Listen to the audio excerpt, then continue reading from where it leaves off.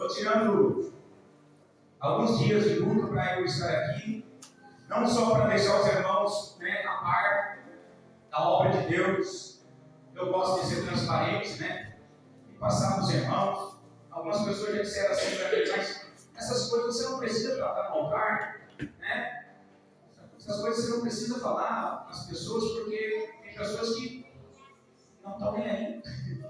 Mas eu, como sou uma pessoa transparente, e eu sei que tem pessoas aqui que estão nos apoiando, estão orando por nós, estão nos acompanhando, e eu gosto de então deixar os irmãos a par na obra de Deus aqui no Balneário do Campo. Tá bom? Então, por isso que eu estou pregando, não só para deixar vocês a par, mas também o que está acontecendo, mas também te entregar aqui, a revelação de Deus que Deus tem me dado, dias atrás, semanas, meses que a gente vem orando, todos os dias que venho para a igreja, antes de ouvir, claro, com certeza, eu vou para o meu espírito de oração, estou lá orando, pedindo, Senhor, faz a tua obra, a tua vontade, nada tenho de mim mesmo, tudo que tenho é dado pelo Espírito Santo, e essa é a minha oração. Então, vou aproveitar, eu poderia colocar pessoas, obreiras nessas escalas, não fiz de propósito, por causa que eu também tenho uma responsabilidade. Se eu sair muito desse altar, se eu não estar nesse altar, eu vou estar omitindo o chamado que Deus colocou também na minha vida. Então, a responsabilidade está sobre os nossos ombros e nós queremos cumprir com essas responsabilidades, dando tudo de nós, para que a vontade de Deus se cumpra. Talvez não vai ser eu que Deus vai usar para te entregar a vitória, mas que Deus vai continuar falando contigo aí. Tá bom, irmãos? Através da Santa Palavra de Deus. Eu quero nesta noite deixar aqui esse texto. Eu quero falar de algo, nas nossas vidas que nós muitas das vezes não paramos para pensar. A palavra chamada legado. Muitos de nós, muitas das vezes, fizemos planos, construímos sonhos, e muitas das vezes a gente não consegue alcançar aquilo que nós queremos. Já tem muitas pessoas saindo desse mundo, partindo para o lugar de silêncio, até que Jesus volte e chegue o dia de julgamento, sem ter os seus sonhos e desejos realizados. É importante nós sabermos da luz da Bíblia que, uma vez a palavra de Deus, se nós estivermos nela, uma vez a palavra de Deus sendo proferida sobre nós, Deus não fica devendo nada para ninguém. Tá bom, irmão? Se Deus não cumprir aquilo que Ele falou na tua vida, Ele vai cumprir na vida dos teus filhos, dos teus netos, a bênção vai passar por ti e vai continuar alcançando a tua casa e a tua família. É nisso que eu quero falar, porque nos dias que nós estamos vivendo, nós temos visto que muitas pessoas elas têm se deparado com alguns obstáculos que aparentemente estão sendo visíveis. O mundo espiritual já deixou de ser invisível, tá bom? Para aqueles que frequentam a casa de Deus, para aqueles que conhecem a palavra de Deus, nós temos vendo o mundo espiritual se manifestando no mundo visível. Tem pessoas que dizem que estão vendo espíritos de olho aberto.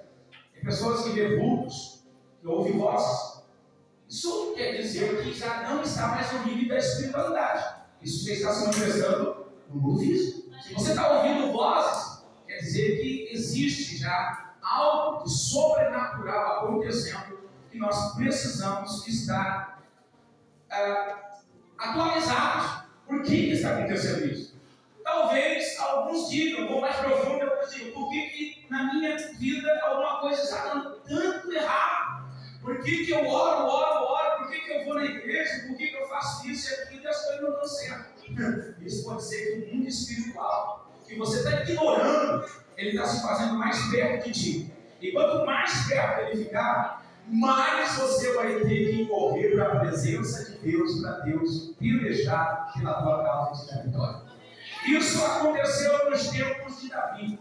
É o texto de 1 Crônicas, capítulo 22, no versículo 6. Que nós acabamos de ler porque nós conhecemos a história deste homem. Irmãos, muitas pessoas já falaram para mim que a Bíblia fala de Deus.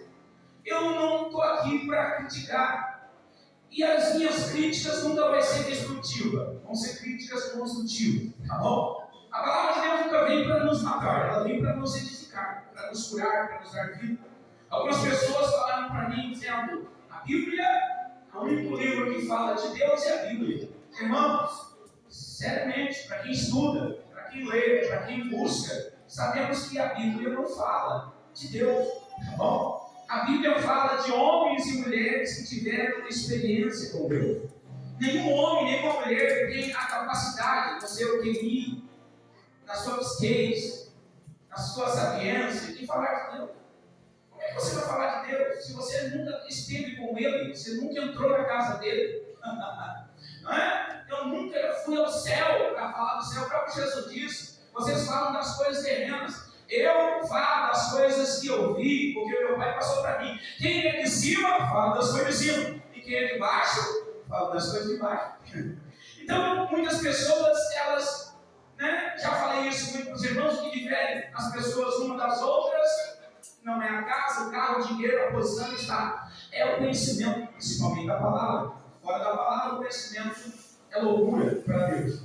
Então, vendo eu a Bíblia dessa forma, percebo eu que muitos homens e mulheres de Deus, eles foram deixados como ícone, como grandes homens e mulheres. Nós temos as suas dezenas e centenas de pessoas na Bíblia que procuraram andar com Deus, e por elas andarem com Deus, elas tiveram uma experiência, e essa experiência que foi eternizada na Bíblia Sagrada para nos orientar como é que nós devemos caminhar na presença de Deus, para que Deus também se faça presente na nossa vida, como também se fez presente na vida dessas pessoas que ficaram eternizadas.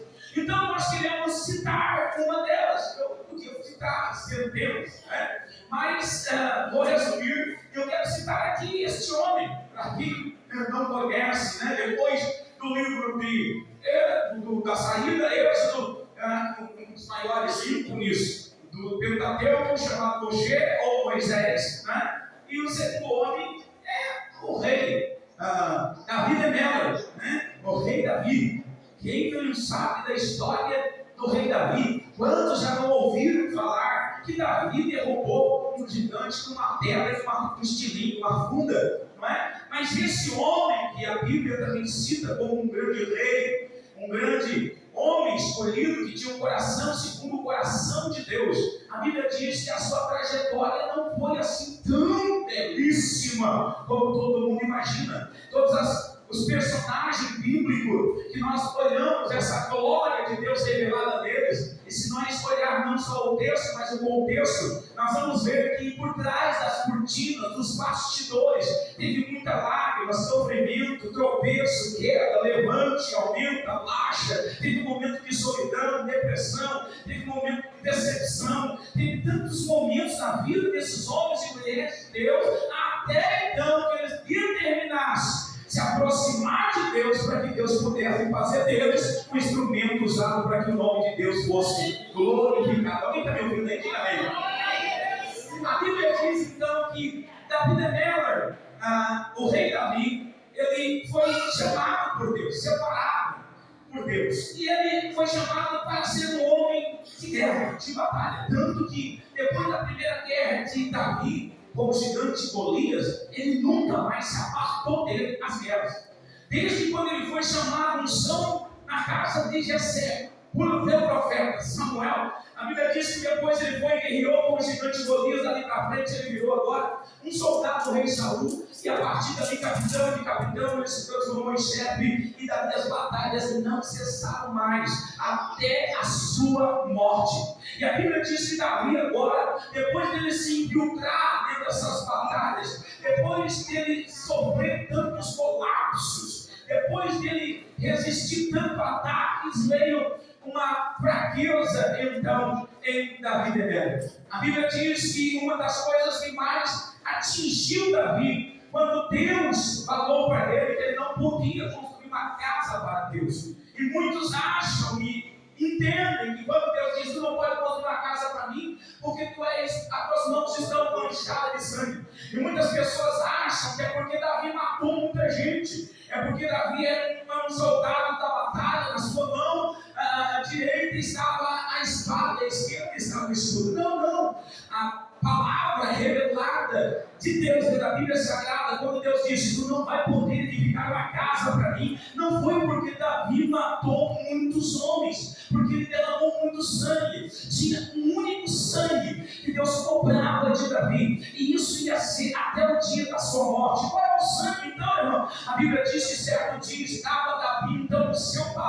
palácio. E diz então que de repente ele abriu a janela, e quando ele abre a janela, está direto em outra casa no segundo piso. E quando ele olha, lá tem uma moça bonita, formosa, e Davi se encanta e diz: a mulher estava se banhando, e ele se encanta com a concupiscência dos olhos. Então ele manda que o seu servo manda chamar. Quem era? Batseba. Aleluia. E ele chama Batseba. Batseba é trazida pelos seus servos. Quando entra dentro do palácio, ele está perguntando: e daí, minha querida, onde é que você estava? Todo esse tempo não te conhecia. E ela disse: eu estava logo ali, ó. Só que eu sou casada, eu não sou solteira. E Davi não atentou para isso, contrariando. Não era um mandamento de Deus, era uma lei de Deus, era uma ordenança de Deus. E Davi foi e tomou Batseba como esposa, mas para então se livrar então do pecado cometido, a Bíblia diz que ele chama Urias, o esposo de Batseba, tirando ele da frente da batalha, porque era um dos seus soldados, e traz ele então para casa. Por quê? Porque Davi descobriu que Batseba estava gestante. Aleluia. E a Bíblia diz então que ele traz Urias para casa para se livrar do pecado, mas a Bíblia diz que Deus estava de olho em tudo. Então ele atentou mais um pecado. Ele não só se contentou em tomar alguém que tinha dor, mas ele colocou esse homem na frente da batalha para morrer na batalha. E foi o sangue de Urias que impediu então de Davi edificar uma casa para Deus. Irmãos, Urias morreu, Davi pegou Batseba, levou para si, tomou como esposa. Mas aquilo martelava na cabeça, na mente, no coração de Davi. Se tinha algo que deixava Davi aflito, era quando ele se lembrava que ele tinha matado um homem para então tomar a ovelha daquele homem. A Bíblia diz que ele foi repreendido pelo profeta, e a vida continua, uma frustração, uma angústia, uma tristeza. E a Bíblia diz que ele segue, aquilo acompanhava ele, parecia uma maldição que o não deixava. Então ele está tentando quebrar essa maldição, e de repente, dentre outras esposas que ele tinha, porque a Bíblia chega a dizer que Davi tinha 300 esposas e 700 concubinas. Foi por isso que Salomão, seu filho, quando assumiu o reinado, o texto também diz que Salomão tinha 300 esposas e 700 concubinas. Estas mulheres eram do harém, então, do seu pai Davi, e isso era permitido na época. A Bíblia diz então que Davi está tentando apagar esse dano que ele cometeu, essa lembrança de ter matado então alguém para tomar a ovelha deste alguém. E a Bíblia diz que agora ele entra em mais uma das suas esposas, e nessa esposa dá-lhe um filho. E a Bíblia diz, o texto bíblico diz que quando Davi tem esse filho, ele vai colocar um nome nesse filho, para que ele descanse não só da consciência que pensava, daquilo que ele tinha feito, mas também que ele viesse descansar de tantas batalhas, tantas guerras. Davi queria sossegar, ele estava no ápice das guerras, os inimigos estavam cercando ele por toda parte, além de ele estar guerreando todo dia, derramando sangue todo dia, ele ainda tinha algo na sua consciência que o condenava. Então o menino nasce, vem agora aquele que faz o parto e avisa para Davi: olha, meu senhor, nasceu um menino. E a Bíblia diz que Davi manda trazer o menino. E quando traz o menino, Davi olhou para o menino e viu que o menino era muito belo. Davi sabia que ele e Deus não poderia mais edificar uma casa. A guerra estava entranhada nas suas entranhas. Ele pega o menino e coloca um nome no menino. No 8º dia, que ele vai apresentar o menino, ele coloca o nome do menino: Aveshalom. Aveshalom é uma palavra hebraica que quer dizer Absalão. Colocou o nome do seu filho de Absalão, que no português quer dizer o pai da paz. Ele estava dizendo: eu sou um homem de guerra, mas o meu filho, ele vai trazer paz.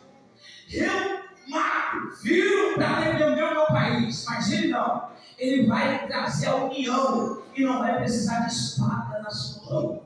A Bíblia diz que Davi colocou o nome do filho de Absalão.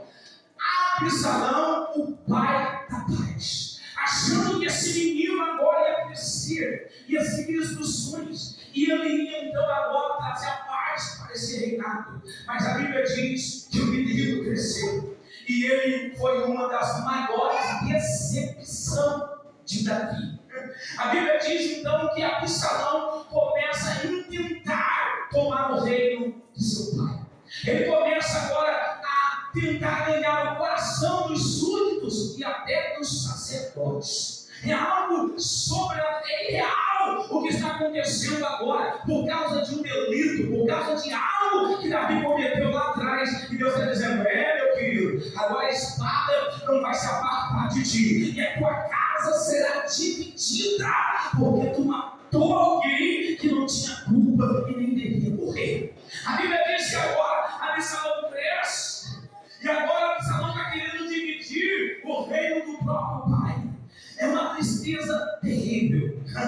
Tá bom? Eu imagino eu sendo pai, um filho meu tentando me trair, tentando me matar. Imagino uma mãe vendo uma filha querendo matar, porque isso não é estranho para ninguém aqui. Nós estudamos essas notícias todo dia. A filha matou a mãe, isso o pai matou a filha, o marido matou a esposa. A decepção estava impregnada na casa. Era isso que estava acontecendo com Davi. E por que não dizer que nós estamos vivendo uma situação semelhante? Por que não dizer que nós estamos colocando a nossa expectativa em pessoas? Nós estamos olhando para a nossa família e queremos que a nossa família seja abençoada, seja prosperada, que nós venhamos ter paz dentro da nossa casa e da nossa família. De repente lá vem uma frustração, uma decepção. A notícia vem: a filha fez isso, o filho fez aquilo, o irmão traiu a irmã, e aconteceu esse colapso da família. O que aconteceu com Davi está acontecendo nos nossos dias,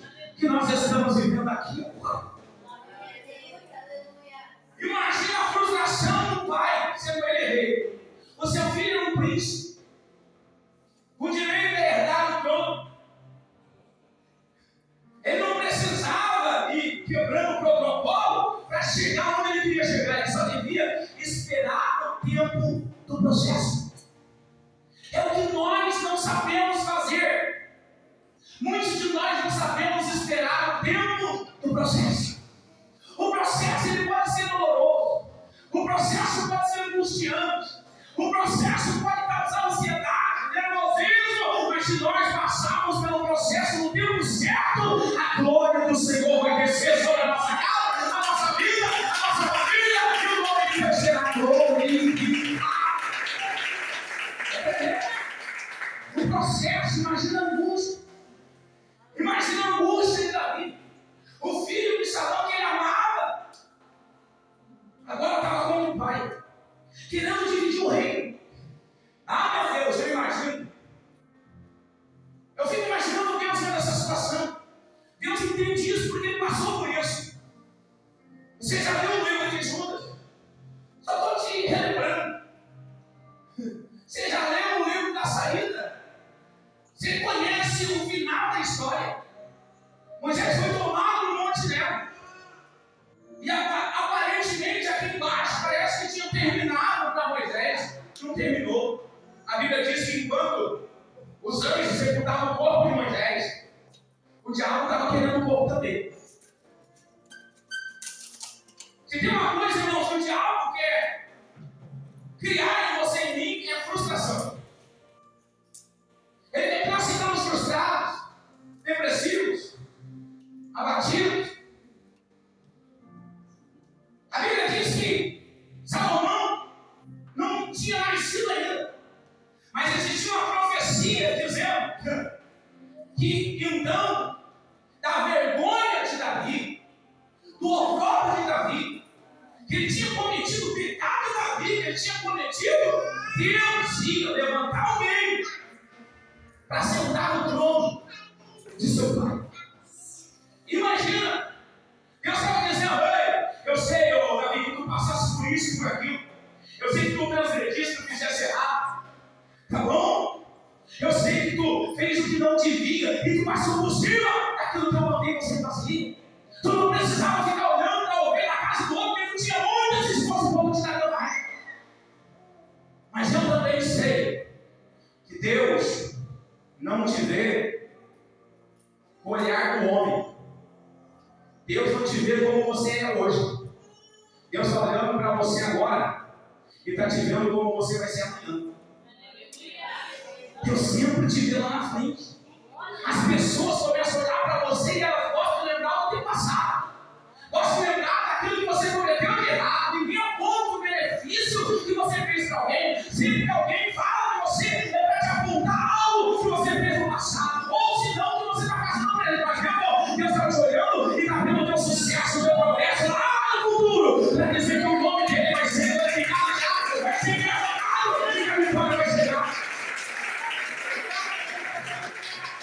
A Bíblia diz que enquanto Davi está passando aquela fase depressiva, aquela fase de decepção, de frustração, de repente entra no colapso, no ápice da dor.